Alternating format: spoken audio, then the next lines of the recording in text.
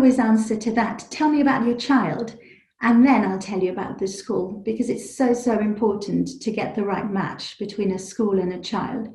But certainly at Falcons, what I would say is that we understand girls, we understand how they learn, we understand how they think, we understand their friendship dynamics. And that's the reason we are so successful with our 11 plus senior school transition. I'm seriously considering getting a second pirate ship in the playground, because it is really the most popular element in the whole school. When children come, they just all want to go on the pirate ship. And we do have a rota, but it just never seems to be enough. And even our older girls just want to be on the pirate ship and play on it all the time. My Kindle.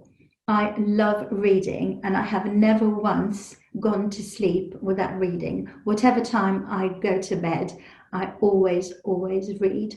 2 pages, 10 pages, and I've been known to wake up in the middle of the night because I really want to know how a story will end.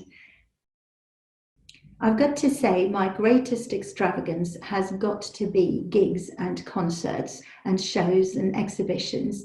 I'm very much a believer in making memories, and I'm always happy to spend money on that. I probably would have to say Ethel Barnes, who was an internationally acclaimed violinist, a composer, and she was also a professor at the Royal Academy of Music. She was passionate about furthering the cause of music, of women in music, and that's something that's very close to my heart.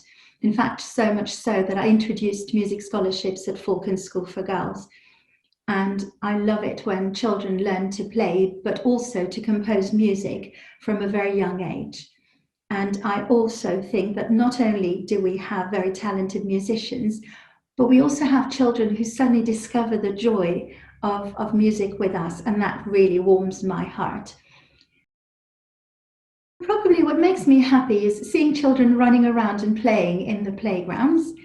But in my personal case, I'm learning to play the guitar, and I think it's very important that children see you as a learner all the way through. I wouldn't say I'm amazing, but I really enjoy it, and it makes me happy when I literally just lose myself in my music and I'm learning to play good pieces. And in fact, my aim is to play in assembly with a little group of children who are learning the guitar as well.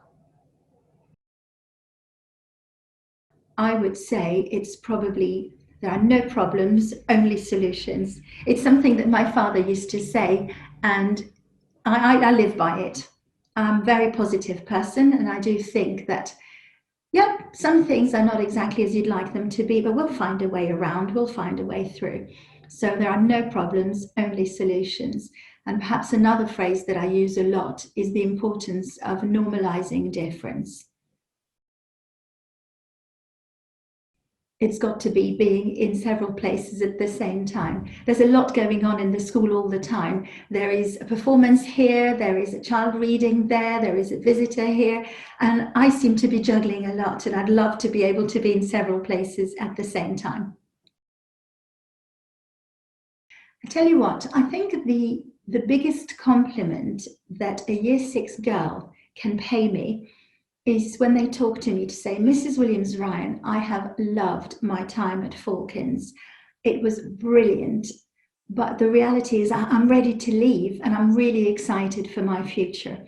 And there I really feel, yep, we've done the right thing. We've done a good job. So that's the kind of legacy I would like to leave.